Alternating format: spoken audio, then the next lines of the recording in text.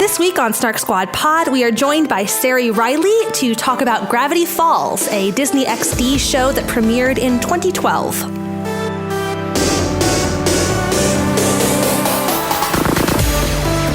Welcome back to Snark Squad Pod. I am Nicole Sweeney. My name is Marines. And I'm Sari Riley. Sari's been on the podcast before, so you may have already heard this introduction before, but Sari, reintroduce yourself, tell people where they can find you, and just a little bit more about who you are. I work at Complexly, where Nicole works, and specifically I work as a script editor on SciShow. I'm also an editorial assistant for the image comic Monstrous, and the third volume of that is coming out soon, so we've been working really hard on that. And you can find me online. Twitter's the best place at CE Riley if you want to hear all my thinky thoughts about media and comics and angst. This is Follow. So we have Sari back with us this week because we are talking about something that Sari actually mentioned the first time you were on the podcast, I believe. I think this is from the Chosen One episode. Sari mentioned the cartoon Gravity Falls, and I'm going to hand it back over to Sari for a general plot synopsis. What is Gravity Falls? Gravity Falls is a 40-episode cartoon. It aired on the Disney Channel, and it takes place in Gravity Falls, Oregon, a fictional town, over the course of one summer. And it's the story of Dipper and Mabel Pines. They're two twins, 12 going on 13, who are staying with their great uncle Stan, or Grunkle Stan, at his tourist trap of Mystery Shack, where he collects weird curiosities, and a lot of them are fake. So like a dead fish tail sewed onto the body of a monkey, and that's weird curiosities. But the twist is that Gravity Falls, Oregon is actually full of the supernatural. And there are these weird cryptids that are popping up. And so Dipper stumbles across a journal labeled 3, so you assume that there's 1 and 2, with a bunch of information about all these cryptids and how to fight them and how to protect yourself against them. So the show starts out as almost a monster of the week kind of thing, where Dipper and Mabel get into different antics with everyone in the town and have to fight off different monsters that they've either awoken or run into. And then it turns into a really elaborate story about how the world is ending because of one of these creatures that has been summoned, and how Gravity Falls is on kind of like the edge of the universe. And so the show ends with this big apocalypse called the Weird Mageddon that Dipper and Mabel and their found family of Gravity Falls have to fight off together. So we're going to start this with the question that we typically like to start all of these episodes off with, and that is, did you like this? Just basic gut check feeling. How did you feel about this thing that we watched? This is my second time watching this show. When Sari mentioned Gravity Falls, I was kind of like, yeah, because I don't think I saw it when it started airing. I picked it up, I think, when season 2 was underway. There was a wave of promotion and people generally talking up the show. Lots of people on Twitter that I follow were talking about the show, so I decided to pick it up. I think I watched most of it. I know that I didn't finish season 2, and I cannot even remember why. And I don't remember specifically when I picked this up either, so I can't ground any of this in time. But I definitely watched the majority of the show. I think I dropped it and never went back during one of those weird breaks. It had like a big mid-season break, and then the episodes were kind of airing a little spaced out, so I never got to finish it. I was totally about watching this again, and when I started watching it for the second time now for the podcast, it took me a little while to get into it. I was definitely not enjoying it as much as I thought that I would. There was a little bit of wait, I remember loving this and I'm not quite seeing why. I think it took about 6 episodes into season 1 6 or 7 to really reach that point where I was like, okay, this is making me feel happy. And then this in season 2, I loved it. In the back half of season 2, I really loved it. So it was a little bit of a mixed experience this time around, but overall, I find this incredibly charming. And I think that it has a lot more strengths than weaknesses and is definitely a piece of media that when I look back on it, like grows even more in my feelings, if that makes sense. There's something about looking at it as a whole and retrospectively that I'm like, aw, okay, I get it. Like, I get why I like this thing. So yes, I enjoyed it. I also really enjoyed it, and it gives me a lot, especially by the end of it, gives me a lot of feelings of nostalgia, and it like hits all the tropes that I really like in media, and it just makes me happy to think about this thing that was intended to last 2 seasons and wrapped up so nicely and had an arc that was planned out, and it resolves itself, and it was like a self-contained charming story that was really cute and fun. And I agree that it has its pitfalls, but overall I look back upon watching this really fondly. But I was afraid when I started rewatching it for this podcast. I think I've seen it now 3 or 4 times all the way through, because it starts out a little bit slow, and it takes until the overarching arc of the show starts picking up for me to really start enjoying it and really start buying into it. And yeah. So this was my first time watching the show. I think I had an experience that was a little bit similar to what you guys are describing on how you came to this on rewatch, except I didn't have the prior warm fuzzies of knowing that I had ever enjoyed it. And so I spent those first like 5 or 6 episodes going, oh no, like I have a lot of stuff to get through. And my kind of immediate reaction to it was, this is very cute, but it is not for me. And I was sort of, I don't know, I have a lot of kind of thoughts and feelings around just children's media and the difficulty that I currently experience with coming to it as a 30-year-old woman. Like, and it has nothing to do with the quality of the thing. It's just that it wasn't made for me. And like, there's other stuff that was made for me, and maybe I'll go have those experiences instead. That kind of thought was running in my mind throughout those first few episodes. And I was thinking a little bit about my experience with Avatar: The Last Airbender, and how like that, I don't know, just like the ways in which that immediately transcended it for me, that I came to it and almost immediately I was like, yes, I'm here for this story. It's like, it's clearly for children, but there's so much going on that you can see from the jump how much is like the depth of what's going on there. Whereas I think this show took a lot longer to build to that complexity. It was also, around episode 6, I think episode 6 was the manliness, the Manatar. The Manatar, thank you. That's the word I was looking for. Yes, that's where Dipper has to defeat the Manatar. And there were some things in that I was like, okay, that was the moment where I started to be a little bit more there for the ride. But I don't think I really fell in love with the show until like the second half of the second season. And all of those episodes were fantastic. I loved the whole second half of the second season. Similarly, though, I feel better feelings about the show thinking about it after the fact than I did while I was actively watching it. Like, I spent most of the first season and the first half of the second season kind of like, okay, like I'm watching. I wouldn't have kept going if I didn't have to watch it for this podcast. I 100%, and even as somebody who doesn't quit things very often, I would have quit this. I would not have stuck with it to the end. And to that, like, if I had not known that I had to, up until like maybe the second half of the second season, like at that point, yes, I was there, I was in it, but it took me to that point to get fully immersed and like excited about the experience of watching it. I'm so happy to hear you say that you did like it though overall. Yes, I did. Sorry, I think that got buried, but I did like it overall. Before you joined the call, Sarah and I were talking a little bit, and I was like, I'm nervous because I was right there with you, kind of like shit talking the first. I was like, I even sent you a message. It was like, I remember loving this ? Like, I wasn't sure how the whole experience was gonna go, but then by the time that it started like really picking up, and I was like, oh, okay, I get why. Like, I remember this is good. Then I started worrying, like, oh no, is Nicole gonna like this?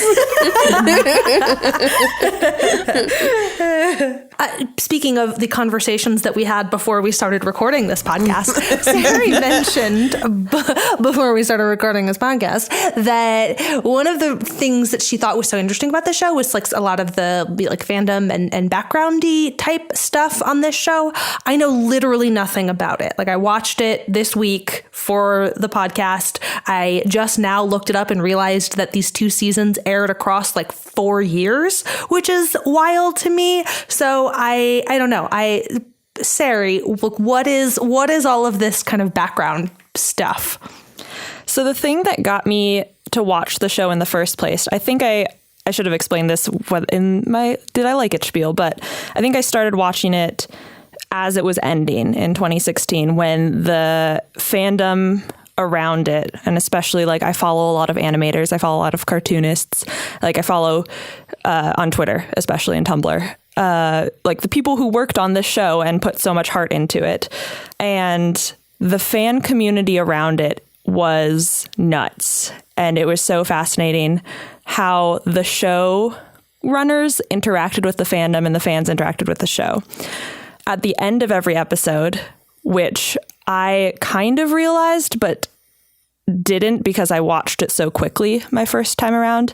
There's usually a whispered voice, I think, either at like the end of the beginning credits, and at the end of every episode, there's always a encrypted message in the show with a different cipher starting from episode 1. And they changed the type of cipher that the message is encrypted in. And starting in the 2nd season, I think, the cipher needs to be decoded with a keyword that was planted within the episodes.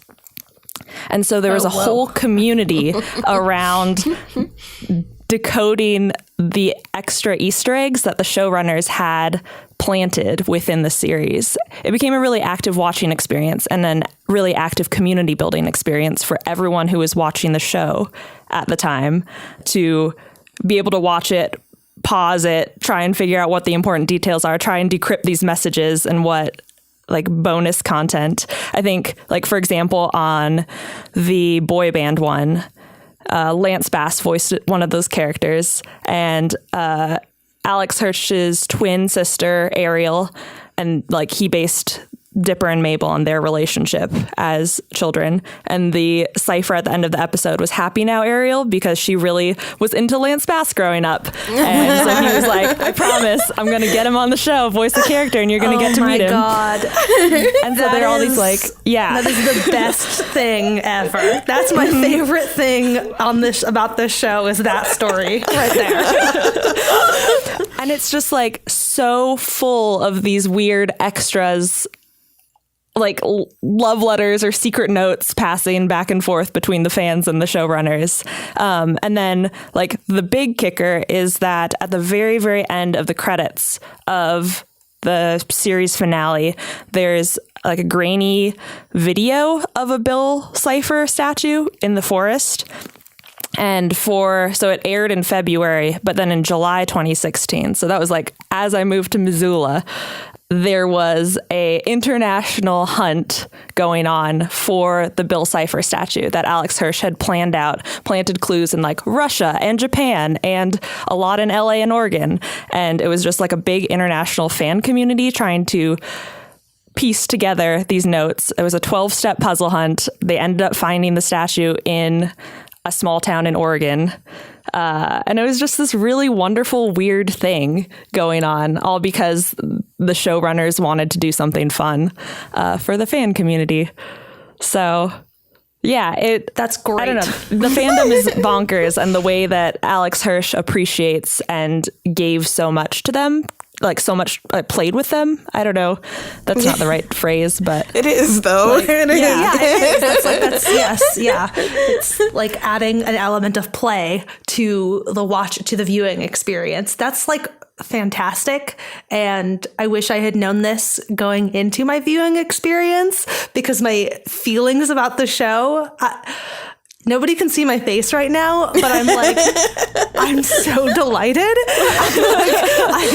Whatever good feelings I had about the show beforehand have just multiplied by like an order. It's so great. Mm-hmm. I think this is probably what makes my heart so warm about the show, because I love intentionally created media, and the fact that all these things exist, even though I didn't pick up on it as just a viewer, because I'm not the kind of person to overly scrutinize details, but the fact that they existed there and this thought was put into it just makes me so, so happy that this show exists and was created so thoughtfully. It makes me really sad for having missed out on it while it was happening. Now I'm kind of this is now a piece of media that I have feelings on coming to late. So that's a thing, but also because the media itself, the show itself, has that feeling, and it's kind of built in that way where you want to talk about it with people almost, even if it's at one point Nicole was just texting me a line of dialogue that was fun, and it has that element of wanting to experience it with other people. And I had noticed the number sequence under one of the little bits at the end, which were always super delightful. So I always watched to the end and watched that little extra piece. And I had seen the number sequence, and I thought to myself, that looks like something from Lost, because it was just a series of numbers. And now to find out that there was a Lost-esque group of people waiting for this cipher and waiting to receive that piece of information, yes, this absolutely makes me feel so much better about the show. And I feel like I'm gonna get lost in a Google hole after we finish recording and just look at all of the things that I missed. So this is something that we didn't connect with as it was happening. But I am curious, what were some of the things that you did that were standout things that you did that made you fall in love with it while you were watching it? I mentioned this kind of already, but I think for me, the number one thing was the dialogue and kind of the cleverness of it all. It makes it something that it's difficult almost to talk about. I didn't know how I was going to approach this conversation and how much I enjoyed this, because a lot of it is just little pieces of dialogue, little jokes that were so clever, little visual things that were just made me laugh out loud, and how it's really difficult to talk about that in the grand scheme of things. And it's the same way that we have difficulty recapping shows that are dialogue heavy. Buffy was one where I feel a lot of times we were missing the magic because it was just Buffy punning, and you can't just write out the whole script, because that's just the script, right? I think Gilmore Girls is one that it's a show that I don't enjoy, but part of what's magical there, I think, is the dialogue and the quick back and forth between all the characters, which is something you lose in recapping. And I think this is, again, a show that to recap it, there's only so many ways that you can say delightful, because it is, but you're missing the magic of those quick and cute and just super funny lines, and a bunch of these jokes the pop sensation Baba and the boy bands, and the way that they took pop culture things and spun it slightly, but it was just recognizable to be funny. So a lot of those clever moments, I think, were my favorite things. That and the characters, which I won't get too much into because other people need to talk, but the characters on the show are all super delightful. Yeah, I would say not only the dialogue jokes, but a lot of the visual jokes in the show really got to me. It just felt like everything was so lovingly animated and drawn and planned. None of the backgrounds were ever just throwaways. And if they opened a drawer in Stan's room or something like that, that drawer was going to have a bunch of weird things in them. If you were to pause that shot and look at everything, there would be 4 visual gags there. And I don't know, I just really appreciated how the world of Gravity Falls felt so vivid and so exaggerated, and along with all the characters who had such distinct, weird, trope-ish personalities, because that was their point in this town, was to serve as the weirdest possible ensemble for the weirdest possible happenstances that are going around in this town. It was just very charming, and it made me really buy into the idea of Gravity Falls, Oregon as a cartoon place. I also grew up in the Pacific Northwest and had a brother, not a have a brother still. He exists. And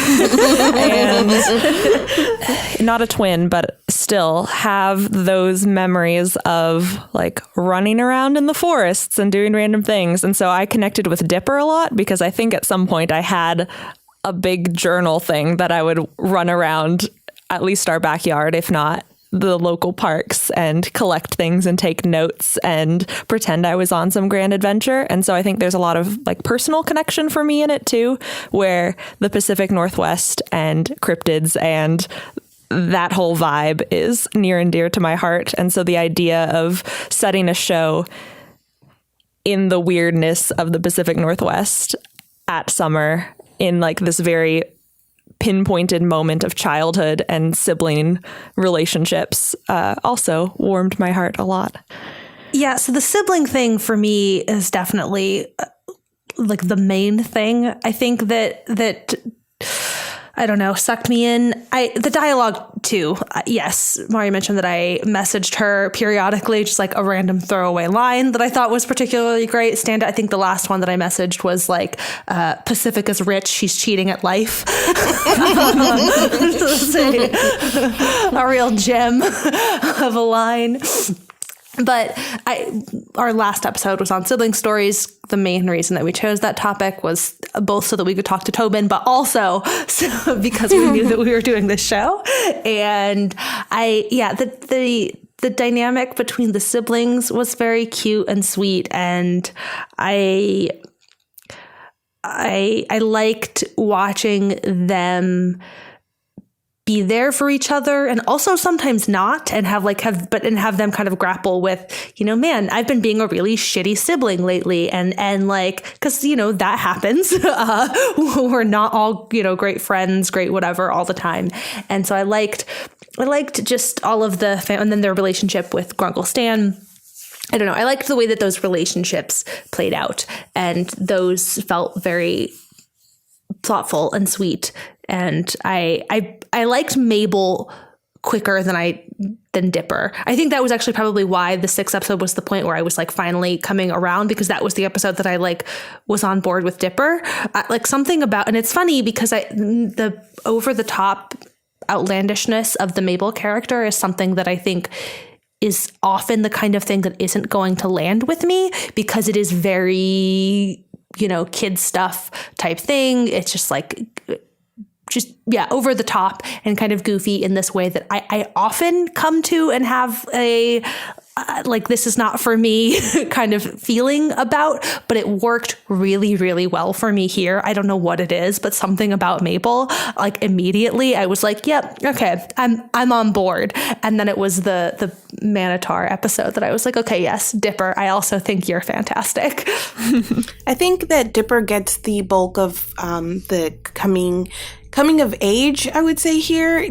I think Dipper's doing a lot more self-discovery, and he's got all the lines. Another thing that I love about the show is all of the continuity. It's like continuity porn all over the place. And like the hamster wheel that Mabel wants in like one episode, all of a sudden like 10 episodes later shows up to save them, and you're like, oh my god, her grappling hook. That was even, the grappling hook. Like there's a lot of continuity. And I interrupted myself, and now I got to figure out where I was going.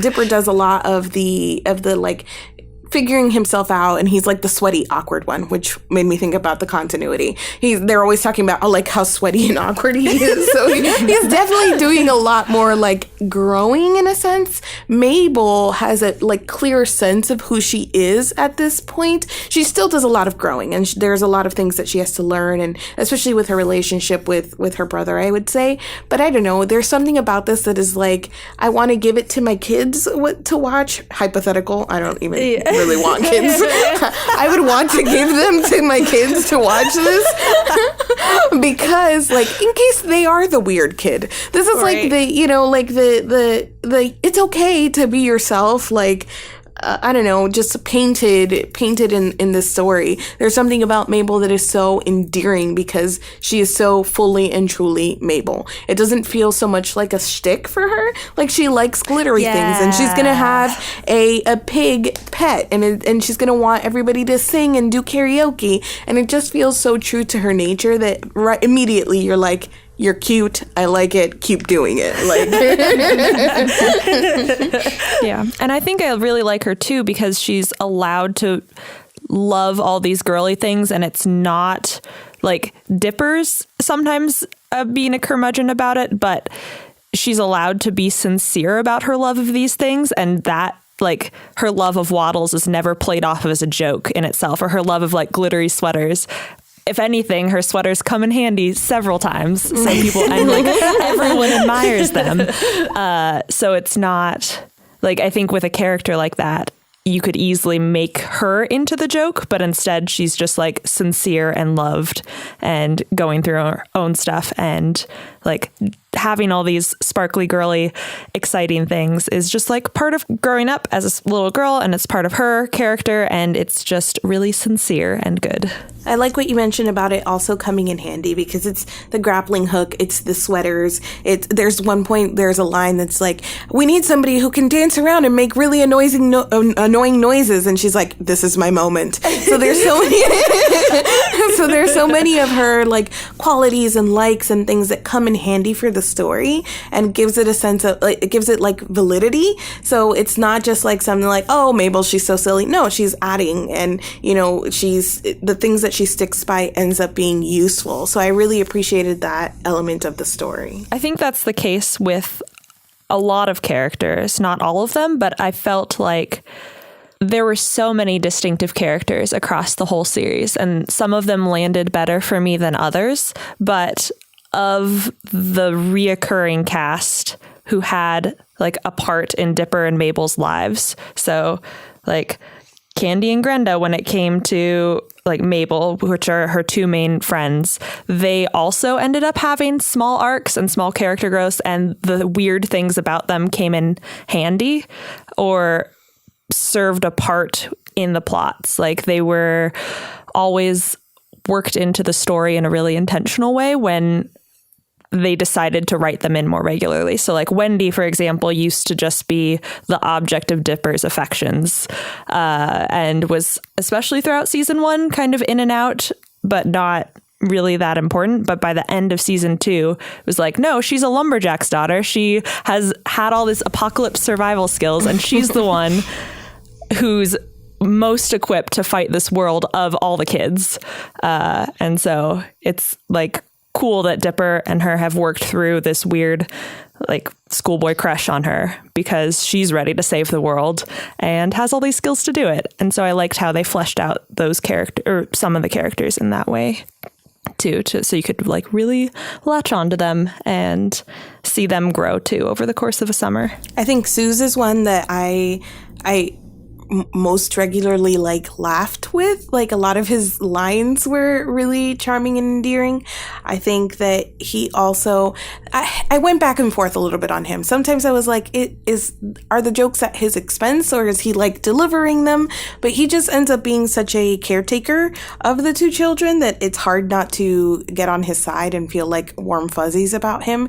And there's such a like, yeah, sure, I'll do it, like kind of willingness to always go along with whatever's happening that I really enjoyed as well.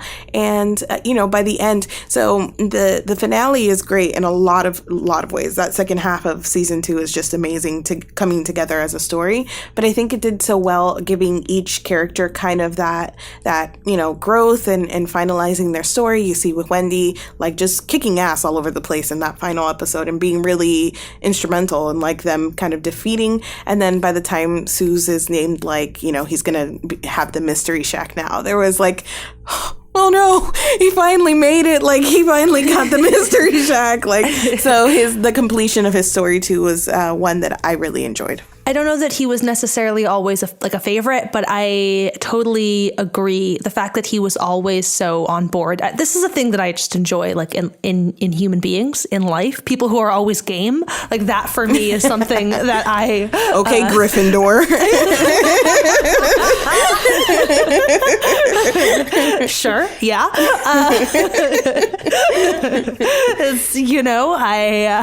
I appreciate that trait in people and also in my fictional characters. Was there a side character that was a favorite for you, Nicole? A side character? I don't know. The pig. Waddles is great. He quickly became like one of my favorite like animals in a story. And the funny thing is, it's not even like an Appa, where Appa was more present in the story. But Waddles is adorable, you learn to love him through Mabel and how like dedicated she is. There's that whole episode where Grunkle Stan leaves Waddles outside for like a hot second, and a pterodactyl like comes and like steals it away. And when she comes and she's got like the tears in her eyes and she's so worried about the damn pig, I'm like feeling it right there along with her. So a lot of your feelings for the pig come through Mabel and how much she loves that.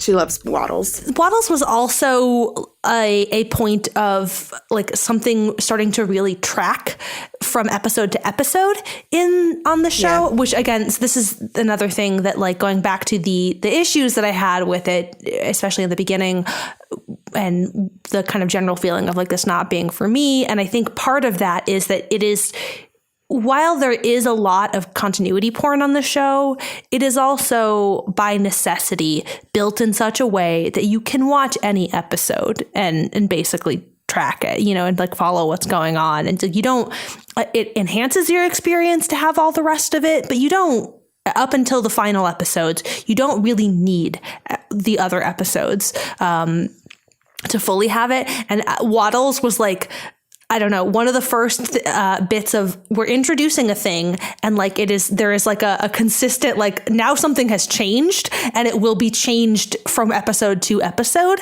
And so like that was something that I think also, I don't know, connected in my brain of like, okay, now they have a pig. Something has changed. And so there's that. But also, like the flip side of this is that again, my issue with it, the sort of biggest pitfall of the show for me, even with all of the warm fuzzies that I have looking back on it, and even more so now that we're talking about it, is definitely this sense of I need more progression. I think in those first episodes, for sure, the continuity is almost like bonus content. Like if you notice it, it gives you an extra something, but it's not necessary to the story.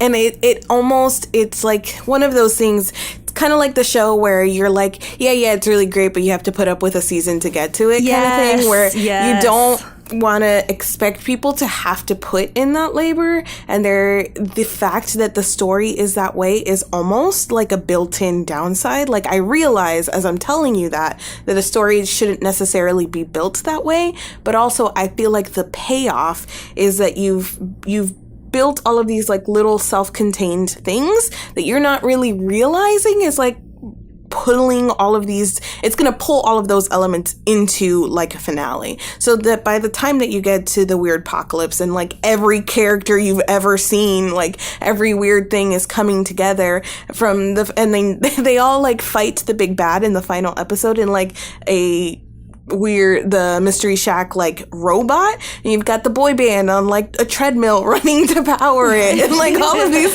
like if you didn't pick them up in the first season, throughout the second season, it doesn't have the same payoff at the end. But also, yes, I get that having to watch the first season and a half to get all of those elements is kind of like a chore, but not a really bad one, because you still got like the dialogue and it's cute and it's delightful. It's definitely media that you could consume if you need that kind of light, fluffy media, if you need a break. Yeah. So were there I mentioned my kind of big pitfall. Were there any other issues that you guys had with it? Any other like bits of it that didn't really land for you? I'm maybe not the one to be asking this question since you guys both seem to enjoy it more than I did. So I don't know. I feel like there is the biggest shortcoming for me is also character related, which is interesting because I like the character development so much, but it is, and it's not just a problem with this show, it's a problem across media where most of the cast of characters is white. And by nature, like whatever, you can argue that in Gravity Falls, Oregon, in this like tourist trappy town, sure, whatever. But so many of these characters are really, really exaggerated in one way or another. Like Lil Gideon is this like child of a villain, has a super Southern accent, whatever, and is this like evil baby essentially. But like there are so many other white characters that I felt more comfortable having these like really, really extreme stereotypes. Like, okay, you have Toby Determined, who's like this newspaper reporter and very useless at what he does and is kind of goofy. But then you have Old Man McGucket, who was kind of a hillbilly, but then secretly a secret genius. And so there are so many different characters that it didn't matter if some of them fit some stereotypes because there were always others to balance them out. But with the people of color in the show, there was like Sheriff Blubbs and that bodyguard with the head and neck tattoos that just said head and neck as like the only black characters in the entire show. And Candy Chu, whose name is a pun, is the only Asian character in the entire show. So while they were on par with the rest of the characters in the way that they were exaggerated, in the way that they fit a mold and they fit their purpose within the town, there just weren't enough of them to balance that out and balance out the very distinctive, like, okay, well, Candy is going to be boy crazy along with Mabel, but then also have like some broken English sometimes. And there's nothing else to diffuse that because there wasn't any other character. So I don't know. It's like, it is just something that has stood out to me every time I've watched it, but it hasn't completely undercut my enjoyment of the show and my love of these characters. It's just like, oh, this is, I don't know, a show written by, or like show run by a white man about him growing up with his twin, and it was like very heartfelt and warm, but also like from that perspective. So it's inevitable to have that lack of complexity. I don't know.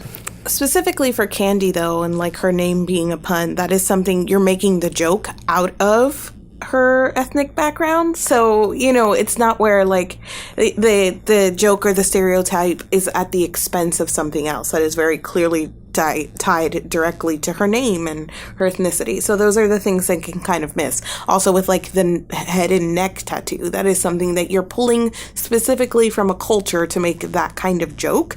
So that's why, even though it is a stereotype in a story full of stereotypes, you can still look at that and go, no, you do not do that, especially because they are the token characters specifically because there is not a lot else going on. So I don't think that was something necessarily that I picked up while I was watching it, but now that you're talking about it, I'm like, yeah.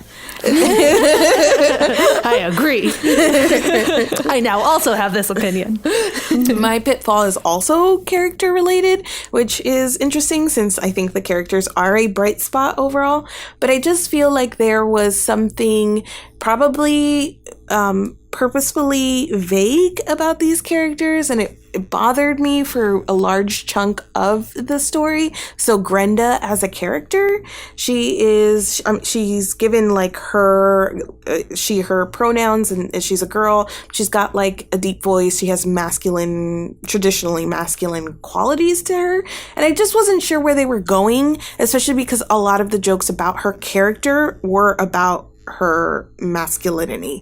So I don't know. It kind of rubbed me the wrong way. I wasn't sure where they were going with that character. It is so like a general like discomfort that I'm not even really sure what to say about it. So that was one character that I was kind of like, what are you doing? And the other was the two officers of the LOLPD, which are very much in the story. But they clearly have like some kind of romantic feelings for each other. Like they're always like complimenting each other, and at the end when they're reunited they're like crying and hugging, and there's, I don't know, I felt like there was maybe something else there, something more, but again, that is kind of all hand waving, and I don't know if I was reading something into that situation or if they were being purposefully I don't think you were reading. Yes, I got the same. I don't feel like you were projecting anything onto that. But it was weird, right? Because it's like kind of not obvious, but it was there. But I don't know. Not that you have to address it, but also it was kind of a joke. Was it a joke? Is that what the joke was? Like at the expense of these two people? So I didn't feel like that was a joke at the expense of those two people. So I totally agree on your first point that like with the unease with, you just said her name and I've already forgotten it. But yes, that like maybe there was something there, but I just was not clear about what they were doing. And so that just was like, it just made me uncomfortable. As far as the two cops, I also definitely got like strong vibes that there was a relationship there. There's an actual exchange near the end where it was like something about like every day with you being a gift, or I forget if that's actually what it is. I have forgotten already, but something that still is not quite explicit, but like, I don't know, gets closer to being explicit than anything else up to that point. And I have a little bit of feelings. We talked about this with Ocean's 8, where the like Cate Blanchett, Sandra Bullock relationship was always like I just want you to decide, like just are they dating? Just be explicit about it. Where that bothered me there, it didn't bother me as much here. I do feel like it got a little bit closer to being explicit. This is your like Disney right of this relationship that like to me feels like very clear that they're dating, but maybe if you're a child and you don't know the difference, it doesn't track. I don't know. I totally get where you are coming from with that. And so I don't disagree. I guess I disagree mostly in how it felt for me. It didn't bother me. Like there was something about it that felt like it doesn't have to be made more explicit than that necessarily. I think it also goes back a little bit to what Sarah was saying, though, that like when this is the only, as close as you're going to get to something and there's only one potential example of a thing, that means that thing then has to be all things to all people because there's a lack of representation. And so I don't begrudge anyone this grievance with the show, but I personally think it worked.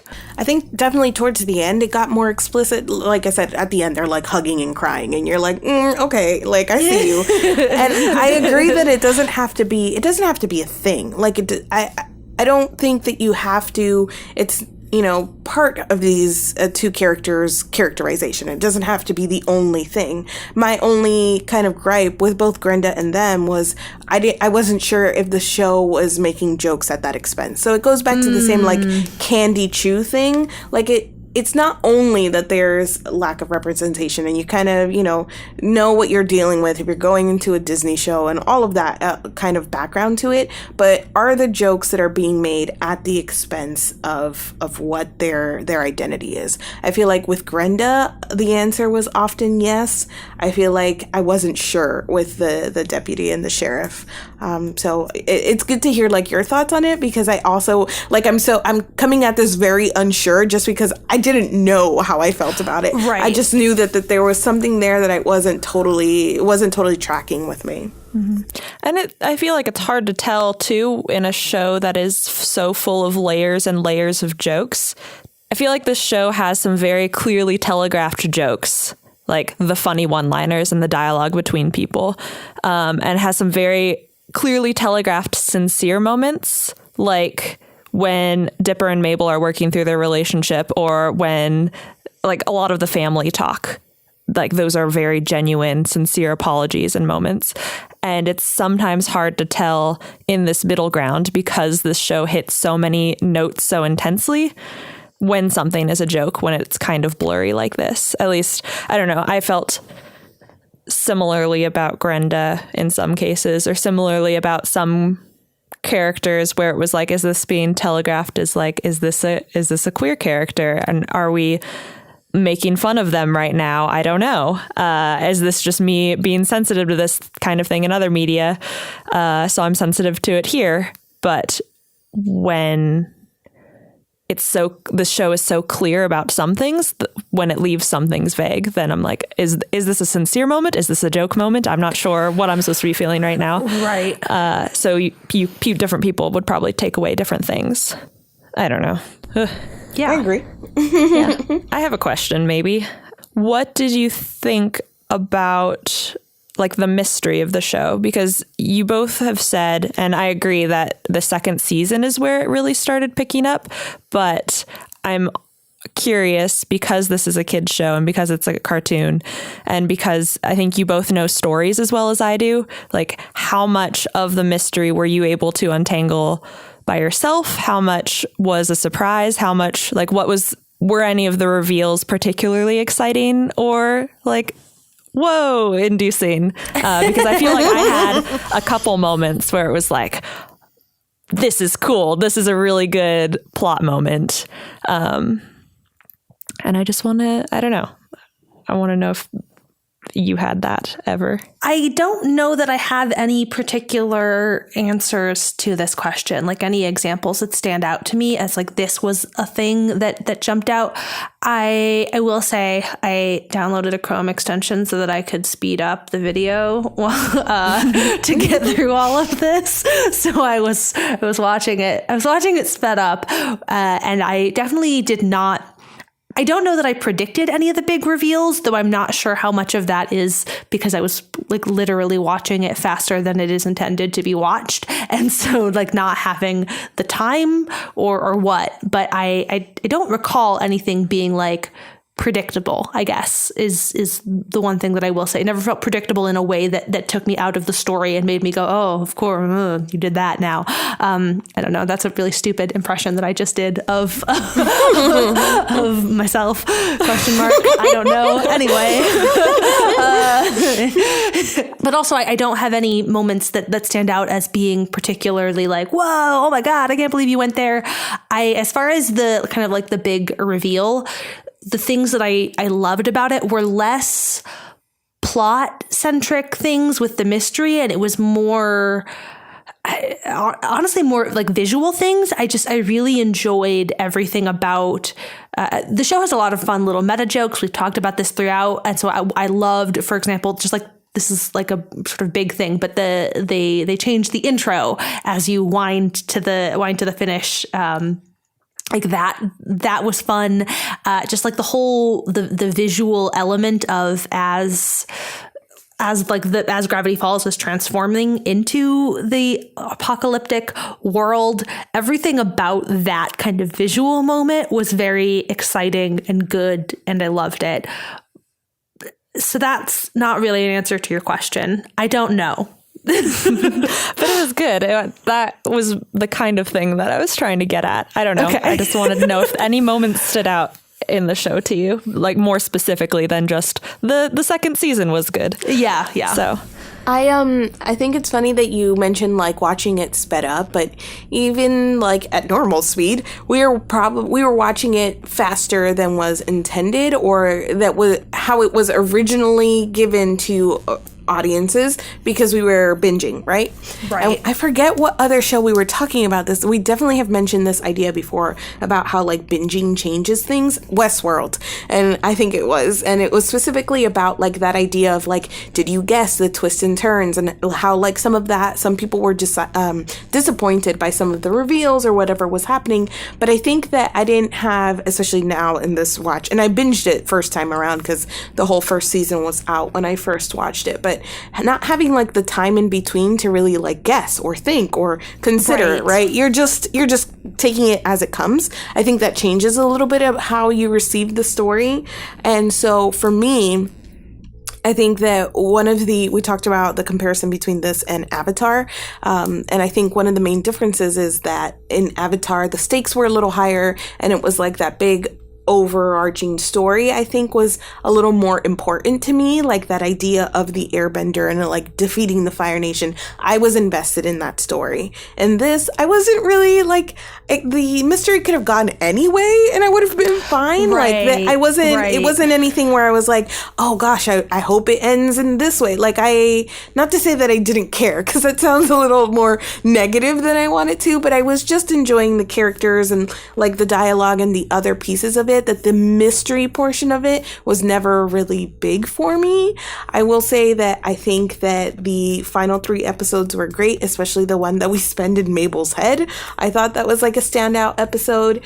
And when, that moment where Grunkle Stan, Mabel's got her hand over the button and they're like having that whole showdown of whether or not to trust Grunkle Stan, and like, Dipper's over there saying don't do it, but Mabel decides to trust him, and then the big reveal is of course that he has a twin brother. I think that was one of the plot moments that I was like, okay, that's cool. Like, yes. that reveal was very interesting, but again, not in a way where I was like, wow, like what's gonna happen next? Like, and it was so weird too that literally anything could happen and you would be like, okay, cool, like let's keep rolling. So yes, it was a different kind of story. So yeah, the mystery was never the main thing for me, but I did enjoy like the beats that it hit and like the resolution especially.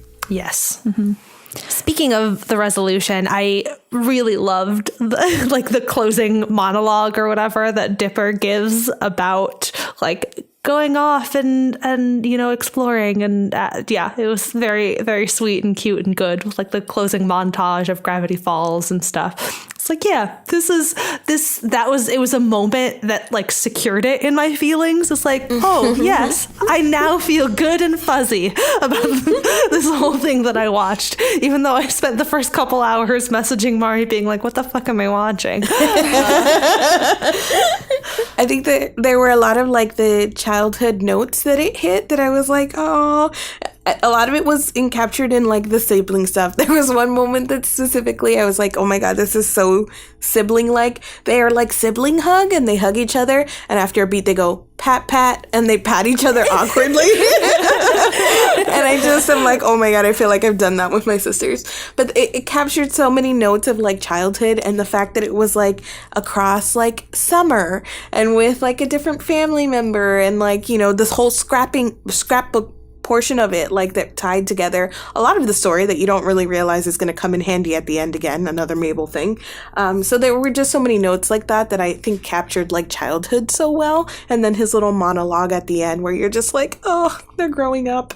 They're like yeah, I felt like the summer aspect of it was so real, like, because that's what you do when you're a kid. You go off somewhere, like if you go to a summer camp for a couple weeks or something like that, those become your best friends for those 2 weeks. And so it's totally reasonable that Dipper and Mabel would have had this whole intense, and of course it's like amped up by the fact that they had to save the world, or the world within the Gravity Falls bubble, but that they would make such strong connections so quickly and would have all these stories and would be able to fill a scrapbook with all these summer memories, because that's how it feels when you're a kid. You're like making these huge memories as part of your life because you haven't lived that much life. And so everything feels bigger and more epic and more adventurous. And I think it captured that idea really, really well too. Yeah. I will say that some of those early episodes that weren't maybe my favorite, looking back on them, I thought about how it has almost like a Buffy-esque feeling to it, in terms of like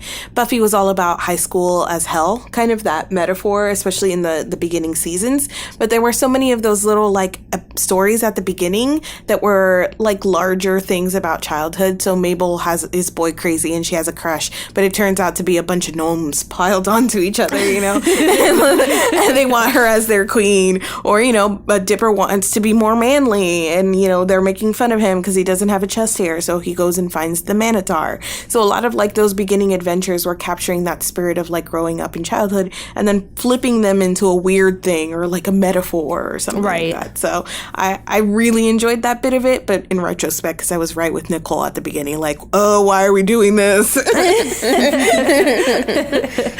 And on that note, what we are doing now is ending this episode. Thank you so much to Sari for joining us again on the podcast. Thank you to all of you for listening. If you enjoyed this episode, we would love it if you would rate and review us on iTunes to help other people find the show, or possibly even consider supporting us on Patreon at patreon.com/SnarkSquad. We have some fun perks and rewards. You can vote on what we're going to be talking about in the future, other neat stuff. If you would like to talk to us more about this episode, you can find us over on the site at SnarkSquad.com or on Twitter at Snark_squad. I am at Sweeney Says. You can find me at My Name is Marines. I'm at C.E. Riley. As always, thank you to Stefan Shin for the delightful theme music that is playing us out right now, and we will be back again next week. Bye. Bye. Bye.